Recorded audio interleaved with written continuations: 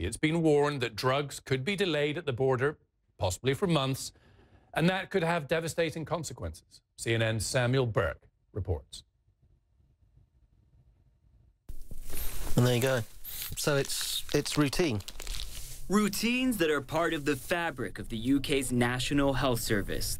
The supply chain for prescription drugs for conditions like these anchored in the European Union for more than 40 years.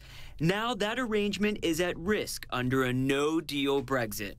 The Brexit Health Alliance, a non-political group representing the health sector, says 37 million patient packs, including prescriptions, are imported from the EU every month. 45 million are exported to the EU. But if you look at the insulin, you can see it's been made in Denmark. The devalued pound then makes that much more expensive. Absolutely. Pharmacists are also facing uncertainty over future drug supplies from the EU. Now, Britain's health ministry advises that in the unlikely event of a shortage, pharmacists can provide an appropriate alternative medicine to their patients. We've got a lot of people coming in with prescriptions where we turn them away and say, look, I can't get hold of this item, but we fear we're going to get a lot more shortages. The medicines that we're worried about are mainly the anti-diabetics, the inhalers. They tend to be out of stock. The health ministry says it's planning for the worst.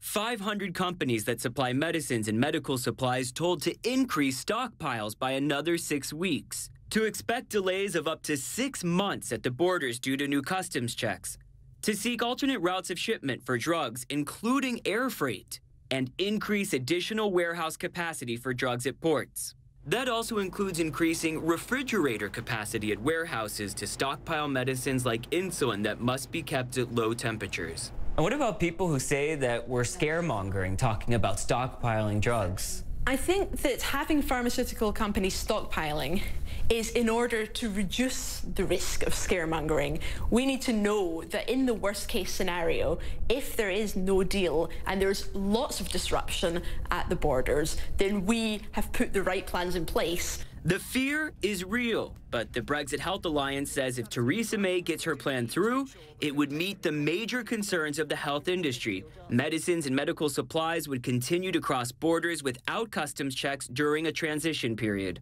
Still, for James Moore, who also takes multiple injections of insulin every day, he's planning his own contingencies while Britain is still in the EU. I could take my prescription, go into a French pharmacy and cash it. It is possible to conceive of hopping across the channel and doing it like that, or flying across to Ireland.